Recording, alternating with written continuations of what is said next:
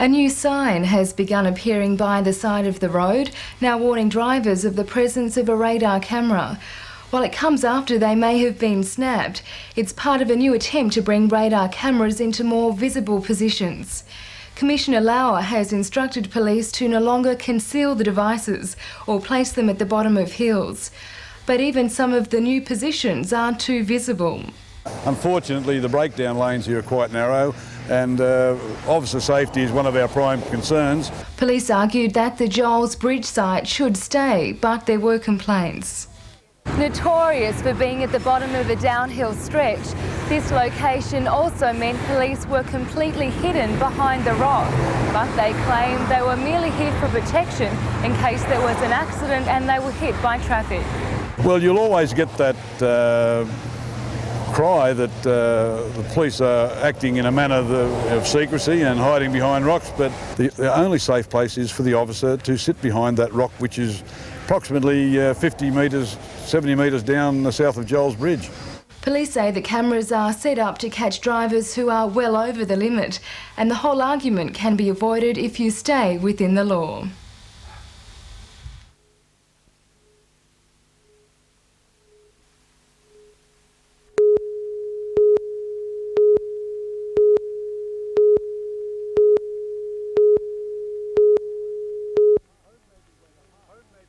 Home may be where the heart is, but Elders Pastoral Building at Wickham is where the house improvement ideas are.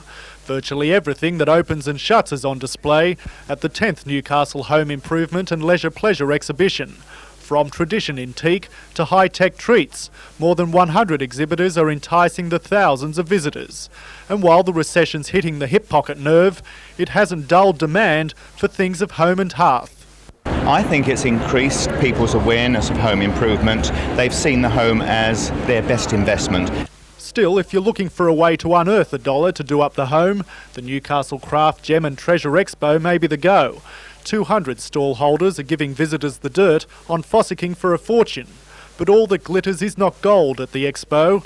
There are gems and precious stones from every corner of the earth in a collection valued at millions. Both expos are on display until Monday. Scott Bevan, NBN News.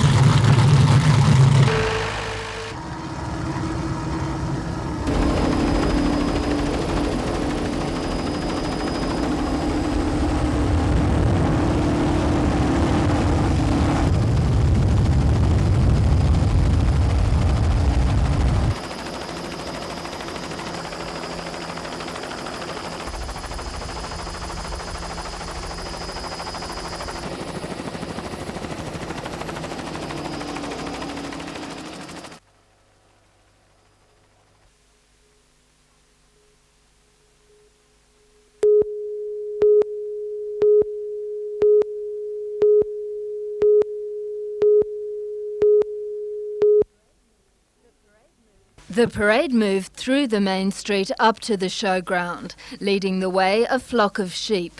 This is wool country, and the Festival of the Fleeces is an important event on Mary War's social calendar. The idea of the festival is to promote the wool and the wool industry and to promote Mary War and the Shire of Mary War itself. Despite the chilly weather, locals donned their winter woolies and joined in the celebrations. Ray Fairweather says although sheep farmers in the region have found it hard going, the festival gives the whole community a boost. What's the best thing that's happened to you today? Walking in the march. What's the highlight of the day been? The snake handling. Yeah.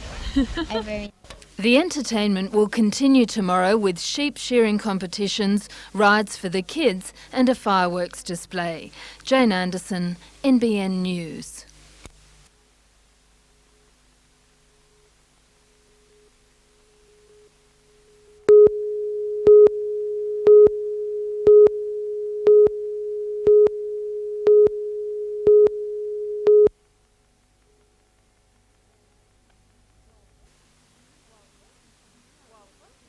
While Foster Tuncurry are better known for their beaches, community leaders hope that after this weekend, the area will be on the country music map. Today, the concert was staged at Tuncurry's John Wright Park. It's hoped it'll become an annual event. The star attraction was Jean Stafford, Queen of Country Music and Female Country Performer of the Year.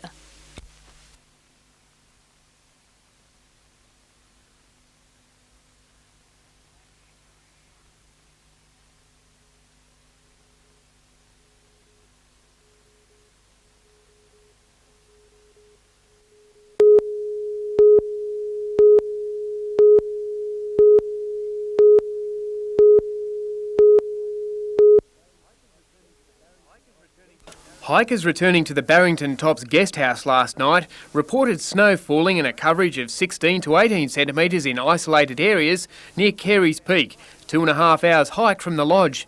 From the air, the tops appeared dusted in white. A ground temperature of -4 at noon today helped preserve a magical scene. On the Scone side of the Barringtons, snow was still falling this morning near Moonan Flat. Late this afternoon, forestry officers were assessing muddy road conditions with a view to closing some stretches. Strong winds have prevented heavier falls on the Gloucester side, but police along the tops say conditions are right for an overnight dumping if the wind eases. Further north, along the Great Divide at Hanging Rock near Nundle outside Tamworth, campers awoke to ground sheets of snow. We woke up this morning, she was covered. Snow everywhere. As they shook off the cold, there were others who couldn't get enough. And local wildlife gazed out over a changed landscape. Pine needles were coated in ice. Gale warnings remain in force.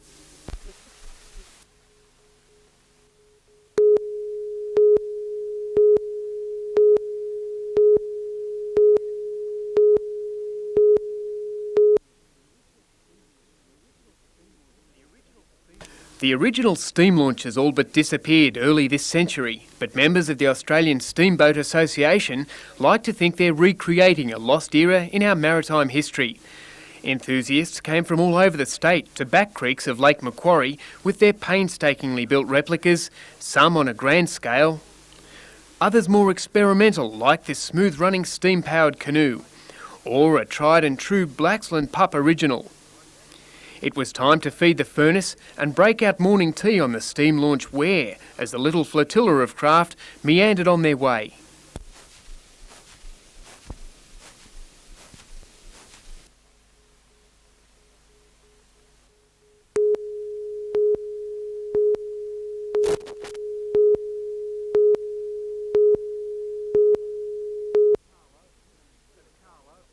At Carl Oval, Sam Stewart tried to lift his team from the bottom of the ladder. However, the Lakes forwards were always there backing up their ball carrier, and it finally paid off. But Paul Tybman could do with a chiropractor after this try. The crowd were on their feet for most of the game, with Charlestown continually pressuring the line. But again, they just couldn't finish it. At Townsend Oval, Gary Bray made plenty of breaks and had a host of waiting hands to help him out. Speaking of hands, and Brendan Dooley will be wishing tonight his didn't pay any attention to his ears after Daniel Olsen gave him a dodgy call that helped him to a try. That try set Souths for a comfortable win. In other results, West won after being behind at half-time, and Toronto finished on top of Maitland.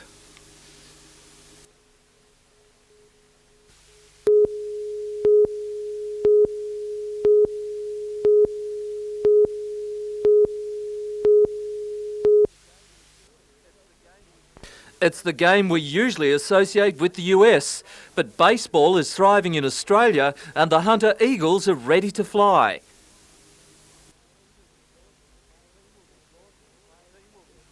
The team will be drawn from players in Lismore in the north and Tamworth in the west. In a squad of 30, 4 American imports are allowed. The team will be based in Newcastle with Marathon Stadium as its home ground. Promoters obviously keen to attract the crowd support of the Knights. The Eagles will wear the familiar red and blue strip. They'll enter the competition replacing the Sydney Waves, who have disbanded. The Eagles already have a sister club, the Montreal Expos. Peter Ryan, NBN News.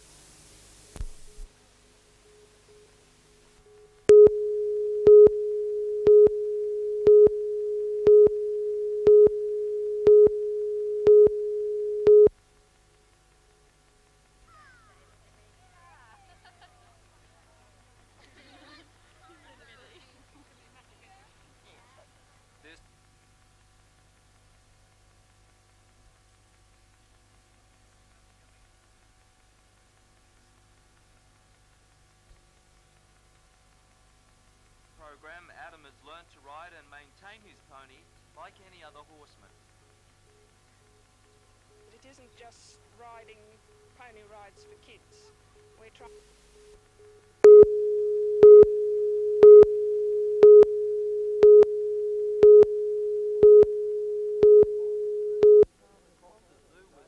Costa Zoo was calm and confident today, ready for his fight with American Robert Rivera tomorrow night. Already, promoter Bill Morty is planning the next bout if his Russian-born fighter comes up trumps. Again, the Newcastle Entertainment Centre will be the venue. Costa, rated 8th in the world, up against the number 4 rated fighter in 2 months' time. Rocking Rodney Moore, they're asking a king's ransom. I guess we'll have to pay it to make sure we can keep Costa in Australia. This fight would put Costa on line for a world title crack probably in about 12 months. Meanwhile, in Gosford tonight, a big card of fights. Steve Untenholzer taking on Ted Kofi for the Australian Cruiserweight title. Heavyweight Jimmy Thunder also in the ring as a lead-up to his world title fight. Peter Ryan, NBN News.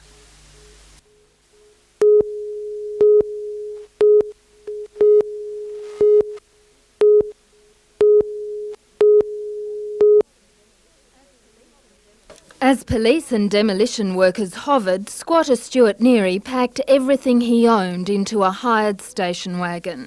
Neary has called this strip of land on Lake Macquarie foreshore home for the last 10 years. As soon as he'd taken the last of his possessions out of his house, demolition work began.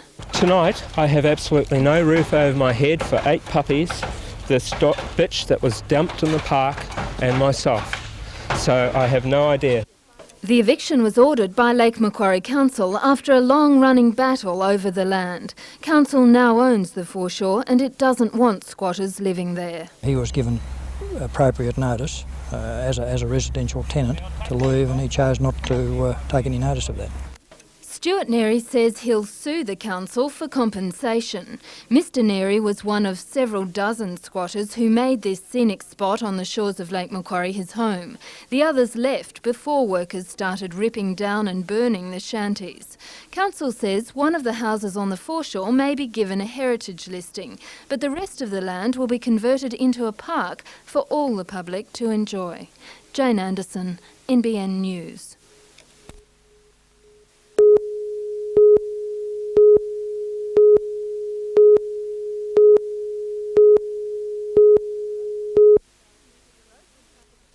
The Roads and Traffic Authority has been planning to streamline its responsibilities by handing over all regional roads to local councils.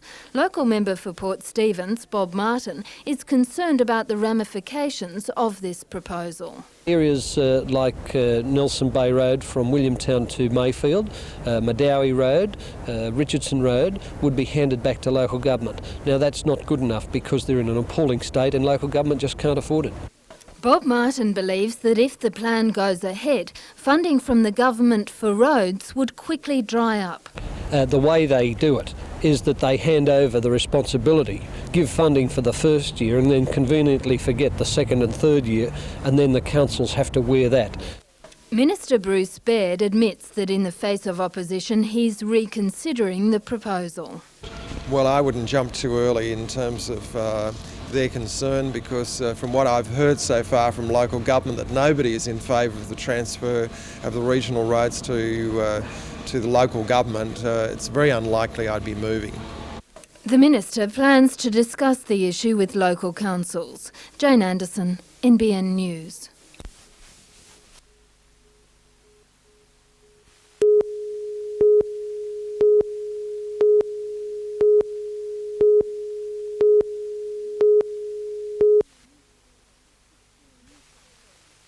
Newcastle. It's the industrial heartland of a nation where smokestacks are a familiar sight. But what effect does our environment have on us? Researchers at Newcastle Uni are trying to find out. Medical Research Week was launched today, and the theme is the environment and our health. It was appropriately launched by Brian Gilligan from the Environment Protection Authority.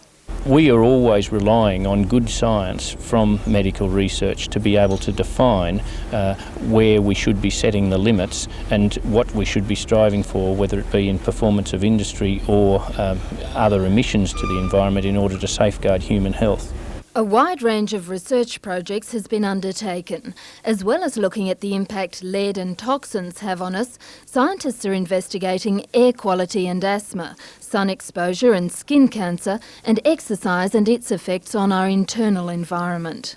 Our real aim in Medical Research Week in the Hunter region is to feed back to people some information on the sort of research which is going on in the area and how we're in fact spending their dollars. The research projects are on display at the John Hunter Hospital. The public is invited to attend the open day on Sunday. Jane Anderson, NBN News.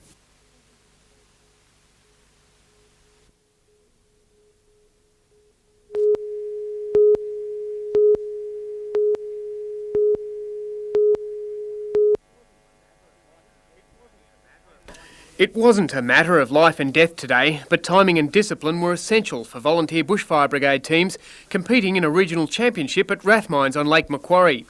9 teams from Port Macquarie to the Central Coast were performing training routines which become crucial safety drills when combating life and property threatening situations. But Regional Fire Officer Bob Hatton says most people don't want to know about the volunteers until there's a fire in their own backyard.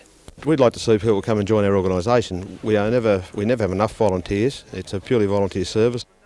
The volunteers tackled a number of challenges designed to test their ability and teamwork. Leading crews will get a chance to compete in the state championships in August.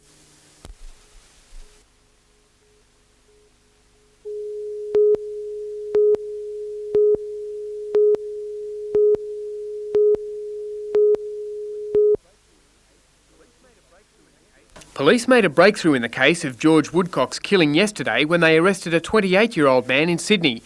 George Woodcock was hacked to death in his Western home in November 1991. Following the arrest of a man who police say had been a resident of Curry at the time of the killing, officers issued a plea to the public for assistance in finding a machete allegedly linked to the attack. A search for the weapon was resumed in bushland near Mr Woodcock's home yesterday. Following an NBN News report last night, a Curry resident contacted police and informed them that he'd found a machete about 2 years ago. It was turned into police, photographed and stored as evidence. But in a subsequent office reshuffle here at Maitland, the machete went missing. The man accused of Mr Woodcock's murder will appear in Curry Court later this week. Andrew Lobb, NBN News.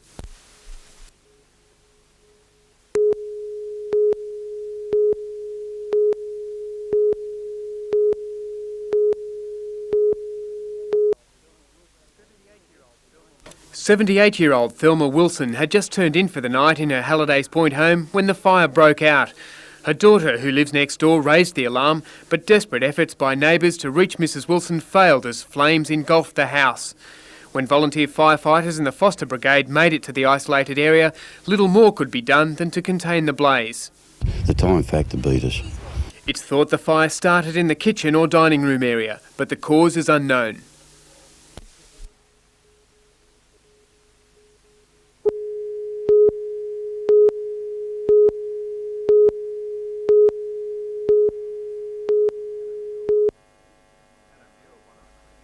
Adam Muir wanted to put his stamp on the game early by making some punishing runs, and it wasn't long until Matthew Johns gave him a shot at the line. Canberra lacked organisation and were often caught flat-footed. Their confusion showed when Robbie McCormack pulled off a move that's almost unheard of these days. He won a scrum against the feed, and Jason Martin made Canberra pay. After half-time, the Knights wanted to rub salt into the wound, and they did so with another 3 tries. The Knights comfortable winners. The game will be replayed tomorrow night on NBN.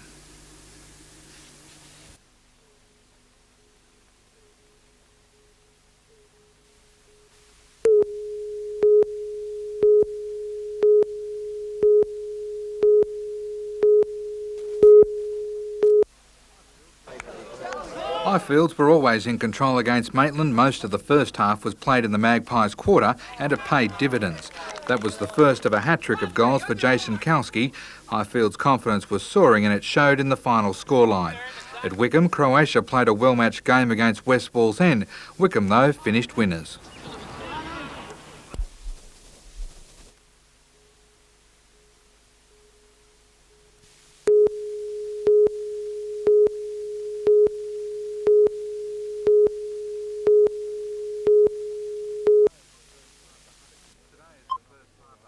Today is the first time the Hunter Connection has had an opportunity to train together. The 4 officers selected are from Scone, Muswellbrook, Singleton and Newcastle. Long distances and shift work making a mutually convenient time near impossible. Even today the officer from Newcastle was unable to make it. However, what they lack in playing time together, they make up for in camaraderie. They all agree the desire to once again get back on the paddock has given them the inspiration to pick up their training.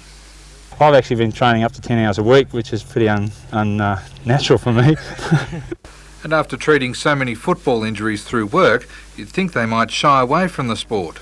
The love of the game, that's the thing that brings you back. We've all played football at reasonably high levels, and the fact that you want to get back out there and do it again. Although the country team is full of individual stars, they will come up against a pretty formidable opposition. The city team have been playing together now for at least 12 months.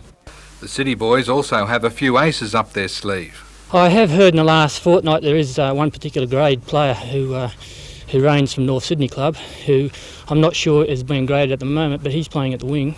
However, they hope when they pull on their maroon and gold jumpers next Saturday, things will just fall into place. Until then, it's back to their everyday challenges. Darren Curtis, NBN News.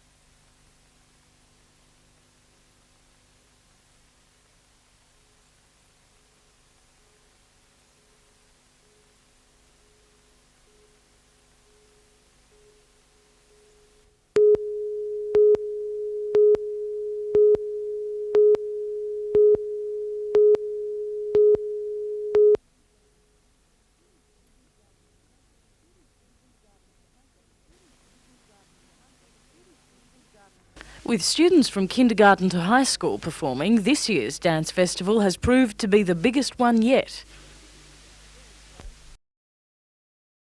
Being 3 days to 4 to cater for the increasing number of schools in the region taking part. Both boys and girls are taking centre stage, displaying dances varying from folk to jazz, tap and modern. The festival continues at the Griffith Duncan Theatre at Newcastle University until Thursday. Money raised from ticket sales will go towards the cost of taking the festival on the road to Taree and Singleton next month.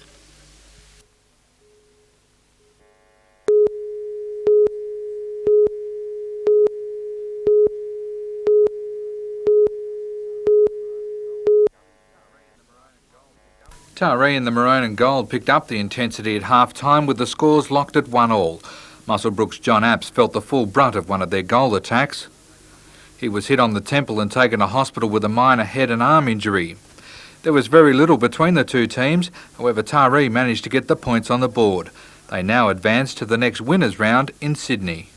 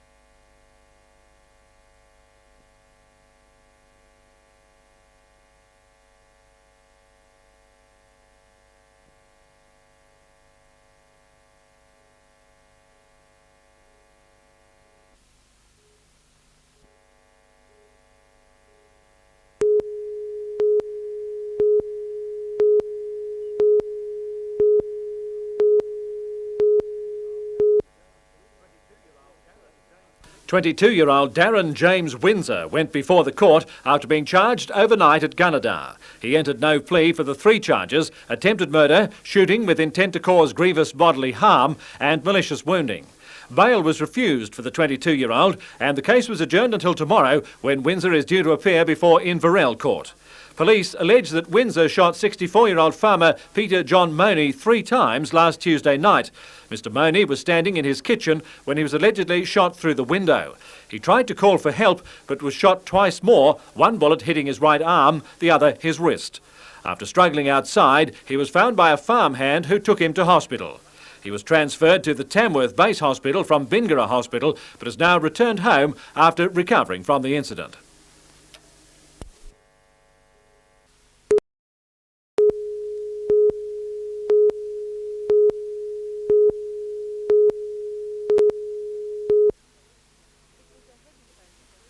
It was a heavy training session for the Hunter Novas. The women are fresh from a solid win last weekend and they're keen to keep the momentum going. We started off pretty slow, but things have started to come together a lot better now. We're winning the close ones, and that's what really counts. The Novas play in the Continental Basketball Association, an Australia-wide competition which is one level below the National Basketball League, which features the Falcons and the Sydney Flames. It's shaping into a promising season for the girls. They're halfway through the competition and they're kicking on the heels of the top 5 teams. But Coach Davidson, a former Falcons player, is keeping the Novas' feet firmly on the ground. We've got 6 out of the last 8 games away, so we've really got to work hard now and strive to get there at the end of the season. To help toughen the women up, Larry's got them playing against the men. While remaining focused on the season, he also believes the Novas provide a solid foundation to nurture the talents of the area's juniors. Newcastle has got a lot of talented players coming through. We need to keep the CBA program going in Newcastle for those players to develop and future players down the track. Catherine Lamond, NBN News.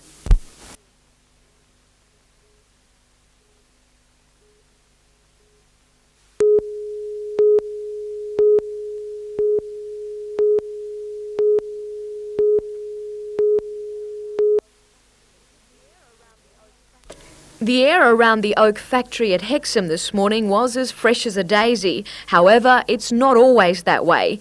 In fact, the Environment Protection Authority has received more than 20 complaints from nearby businesses about the offensive odours which come from the plant. It's a putrid, acidy smell. It does affect general trade and it does affect our customers' impersonation of what we're about. Peter Faulkner is head of nearby MI Steel. He says the smell is so bad his customers and employees gag. Waste Talk is sick of being blamed for the smell. And it's not only the neighbours of Oak who've been offended by the smell. Drivers crossing the Hexham Bridge here have reported the odour permeating their cars. The EPA first spoke to the company around a month ago, but the smell has continued. At a meeting with the EPA this morning, Oak General Manager Calvin Boyle gave an undertaking that the air will be cleared. He says the company is doing all it can to stop the problem, which occurs here at the plant's treatment facility. The microorganisms which break down the waste water aren't working as they should, so some of the waste is stagnating. We do not wish to cause any inconvenience to the residents, and our image with our consumers is very important to us, and we've been working very hard over the last few weeks to rectify the situation. And according to the EPA, it's about time. They've given the company an ultimatum: get rid of the smell or the treatment plant will be shut down, and that would make it almost impossible for the factory to continue operating. As far as the EPA goes, our patience has run out, and from what I've heard from the community, the patience of the community is well and truly exhausted. Jodie McKay, NBN News.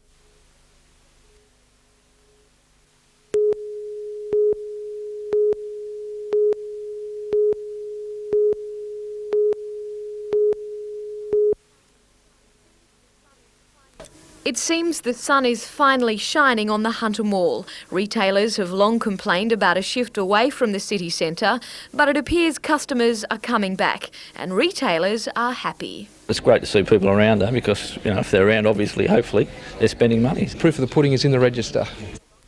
Today's sales were helped along by a handful of Newcastle Knights. Tony Butterfield was charming the ladies at the perfume counter, while hooker Robbie McCormack was mastering the lipsticks.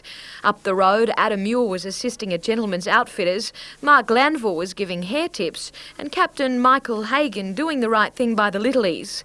City Centre manager Peter Evans believes the promotions are helping, but the mall is finally holding its own. This year, some of the stores have indicated they're 20% up on their special sales of last year. Jodie McKay, NBN News.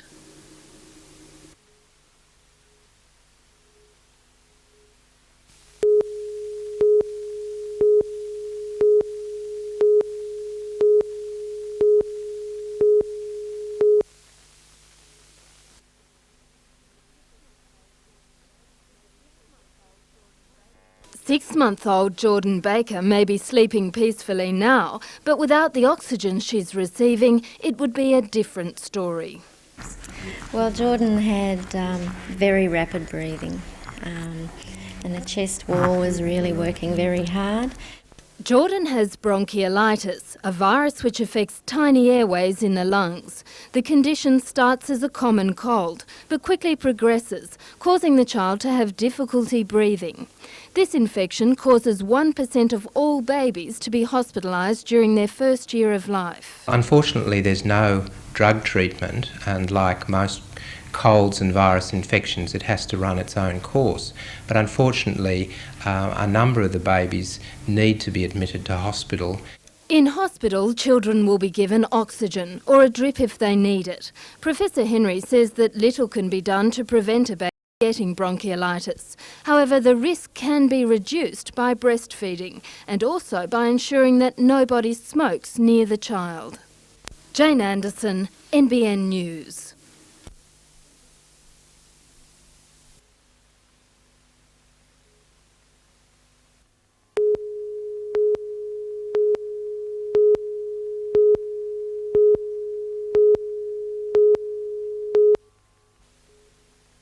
This isn't conventional supercross riding, but it gets the point across. Loud, close to the spectators, and dangerous.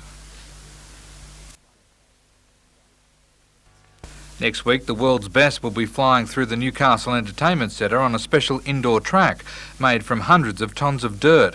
One of the hopefuls will be Craig Anderson from West Wallsend. Craig is only 15 years old, but already fully factory sponsored and dubbed a future world champ. He says the crowd will see drama in every heat.